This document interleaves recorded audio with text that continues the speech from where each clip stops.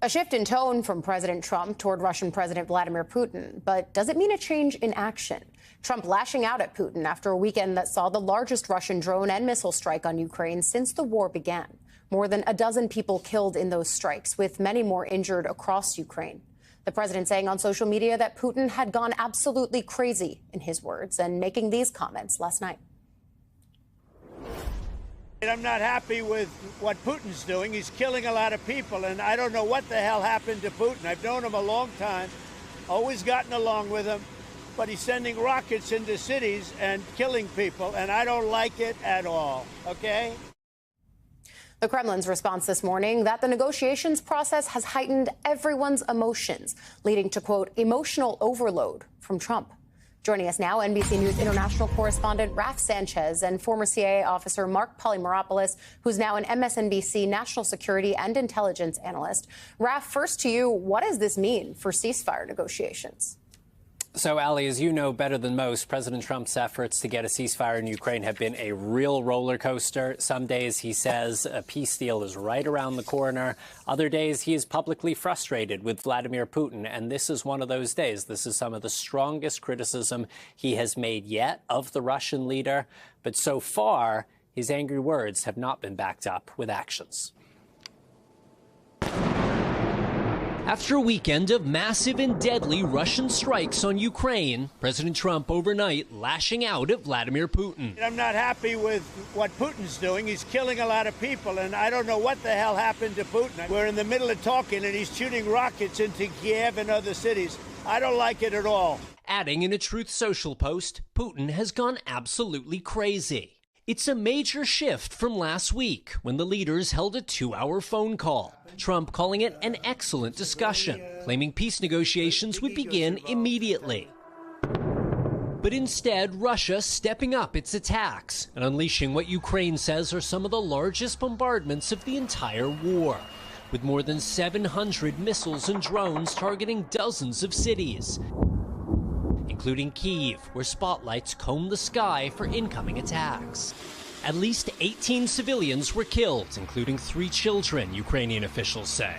President Volodymyr Zelensky calling on the U.S. to impose sanctions on Russia, saying silence of America, silence of others around the world only encourages Putin. But Trump refusing to commit to sanctions. We'll see what we're going to do. And hitting back at Zelensky, posting overnight, everything out of his mouth causes problems. I don't like it, and it better stop. One glimmer of hope, Russia and Ukraine completing the largest prisoner swap of the war, releasing 1,000 POWs each. We haven't had chocolate for 3 years, this Ukrainian soldier says. Wrapped in the flag they fought for, and happy to be home.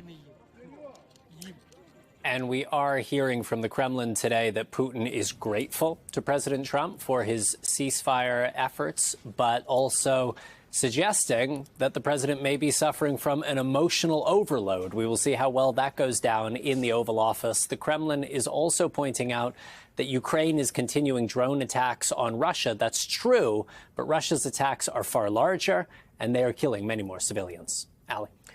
Raf Sanchez, thank you, as always. Now, Mark, I cannot imagine that these comments from Putin are going to land well with President Trump, who, while he has had moments of tough talk against the Russian president, has not actually changed his posture fundamentally. Do you think that this is a moment where we could see a change impact? Maybe it's sanctions. Maybe it's something else.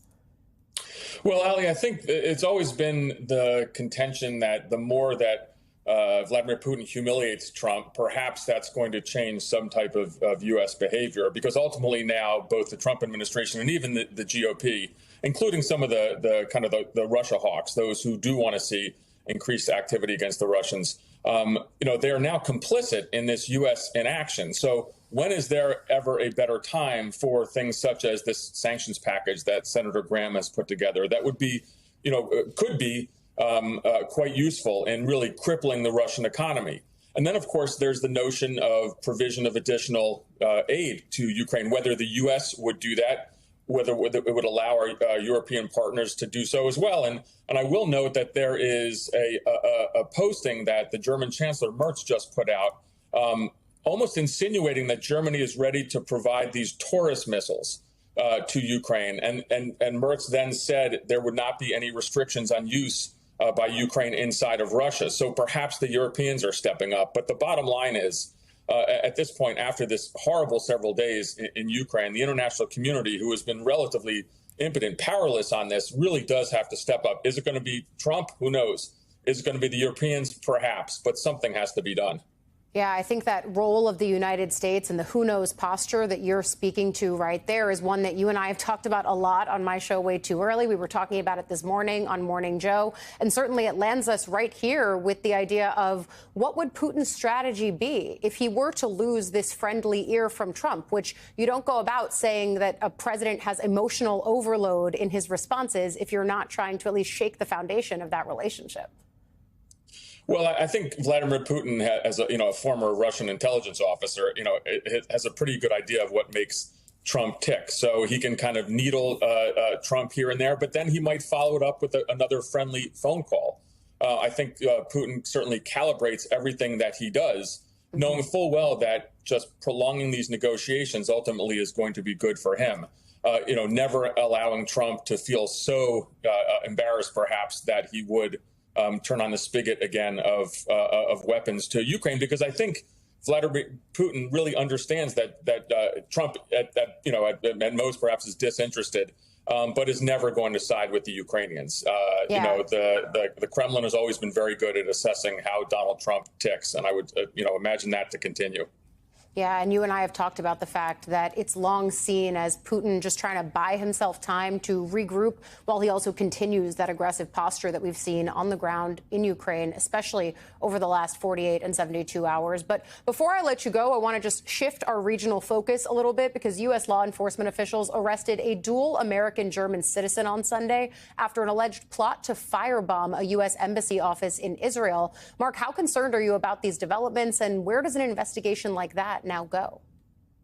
Well, I think this certainly is a sign of what has always been the case: excellent cooperation between the security services in Israel and in the United States. These kind of attacks, in essence, a lone wolf. This is an individual. A bit odd that he was, both a U.S. and German citizen, but he was going to, in essence, conduct an arson attack using Molotov cocktails at the U.S. Embassy branch office in Tel Aviv, formerly the embassy. Thank goodness it was stopped. But these, of course, are things that, one has to consider as the tensions in the region, continue to amount. And Ali, at the end of the day, we still don't have any resolution to the war in Gaza, which, of course, is the source of so much frustration. There's, some competing peace proposals out there now. Lots of things happening between what the Trump administration seems to want, that the war to end. The administration of Bibi Netanyahu is saying no. The next days ahead are going to be very telling. Yeah, and Department of Homeland Security Secretary Kristi Noem is actually in Israel right now. She was saying on another network this morning that she's had some tough and honest, candid conversations with top Israeli officials. We'll see if we can get any more details on what those were, but certainly this end to the war between Israel and Gaza had to be one of the pieces discussed. Mark Polymeropoulos, as always, thank you.